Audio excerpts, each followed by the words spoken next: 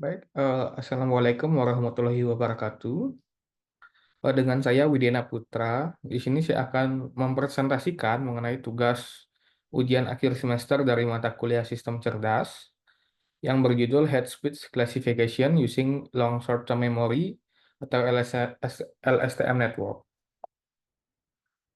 Untuk outline dari tugas ini yaitu pertama ada background, dataset, pre-processing, feature extraction, model arsitektur, dan result.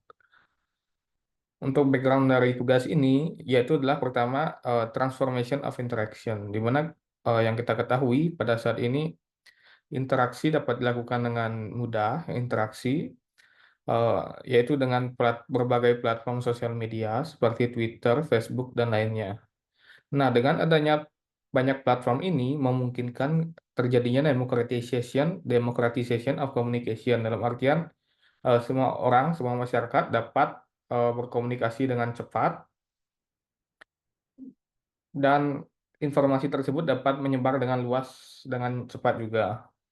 Nah, demokratisasi dari komunikasi ini memiliki dampak baik dan dampak buruknya. Dampak baiknya adalah informasi dapat tersampaikan dengan cepat, namun dampak buruknya yaitu adalah eh, komunikasi atau informasi yang disebarkan oleh seseorang ini menjadi tidak terfilter. Salah satu contohnya itu adalah mengenai hate speech atau ujaran kebencian dan offensive language. Nah, seperti yang kita ketahui, ofensif dan hate speech ini sangat memberikan dampak negatif kepada masyarakat seperti tentang penyakit mental. Setelah itu adanya dapat sebagai pemicu timbulnya kekerasan pada masyarakat, lalu dapat memecah belah suatu interaksi dari suatu masyarakat tersebut karena adanya hate speech maupun uh, offensive language seperti rasis. Nah, dengan permasalahan ini, uh, saya mempropos eh, sebuah model deep learning approach dengan pendekatan deep learning yaitu untuk melakukan deteksi dari hate speech konten ini. Untuk dataset, saya menggunakan dataset yang diambil dari paper Sweet Code, yaitu Hate Speech Dataset from a White Supremacy Forum, yang dataset ini terdiri dari 24.000 row dan terdiri dari 3 kelas, yaitu adalah Hate Speech, Offensive Language, dan Neutral Content. Untuk tahap pertama yaitu adalah pre-processing data, di mana pada tahap ini kita melakukan cleaning, yaitu menghilangkan URL, non-alphanumeric, dan jadikan lowercase, lalu tokenization, yaitu menjadikan ya individual word, lalu padding sequence untuk memastikan jumlahnya itu sama, lalu level encoding untuk menjadikan target kelasnya itu sebagai numerical value, lalu ada train test split, yaitu 80 dan 20. Baik, kita langsung lanjut aja ke programnya. Yang pertama, kita melakukan download terhadap dataset dan glove embedding. Lalu begini adalah bentuk datanya, raw data. Kita juga melakukan seeding di sini agar dapat bersifat reproducible. Setelah itu kita melakukan pre-processing, clean text, tokenizing, pad sequence, dan split data. Untuk bagian model buildingnya, di sini kita menggunakan Glove untuk embedding, yaitu agar mendapatkan konteks semantik dari suatu kalimat tersebut. Untuk modelnya terdiri dari beberapa layer. Pertama ada layer embedding yang di sini berfungsi untuk sebagai input eh, pada model yang diterima dari hasil embedding matrix dari Glove ini. Jadi vektor matriksnya itu dimasukkan di sini. Setelah itu ada layer bidirectional LSTM. Di sini kita menggunakan 64 unit dan kernel regularizer 0,01 untuk memprevent overfitting. Setelah itu ada batch normalization, di mana ini untuk menstabilkan hasil dari LSTM. Lalu kita melakukan dropout sebanyak 0,3.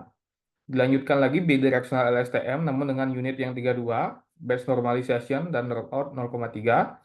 Lalu setelah LSTM, kita menggunakan layer dense, yaitu dengan 32 unit, untuk memproses hasil dari LSTM tersebut. Lalu kita melakukan dropout kembali. Nah, untuk output layernya kita menggunakan softmax dan layer dengan 3 target kelas sesuai dengan dataset yang kita gunakan. Untuk compile-nya kita menggunakan categorical cross entropy karena multi class classification dan optimizer-nya ada. Untuk proses trainingnya di sini kita menggunakan early stopping dengan patience 8 dengan epoch 50, batch size 32 dan validation split-nya itu 0,2 untuk memisahkan validasi dan train. Untuk proses train berhasil berjalan sampai ke epoch 44 sebelum terkena early stopping. Untuk train akurasinya di sini dapat 88,77%. Untuk validasi untuk history dari trainnya, di sini terlihat validasi dan trainnya sudah mendekati, sudah berdekatan. Walaupun validasinya ini cukup fluktuatif, namun pada akhirnya sudah cukup berdekatan dan ini dapat menunjukkan bahwa model itu tidak overfitting. Begitu juga dengan grafik yang loss, sudah berdekatan. Untuk tes akurasinya di sini kita mendapatkan nilai 87,39%, yang dimana ini cukup besar. Dan lalu ROC-nya juga cukup besar. ROC ini untuk mengetahui kemampuan model dalam melakukan membedakan kelas, yaitu dalam klasifikasi ini.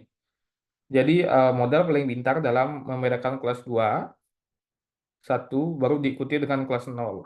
Kelas 0 ini adalah head speech, kelas 1 ini adalah offensive language, dan kelas 2 ini adalah neutral content. Untuk precision, recall, dan advanced score dari model ini menggunakan data tes, yaitu mendapat 0,86, recall 0,87, dan advanced score 0,86.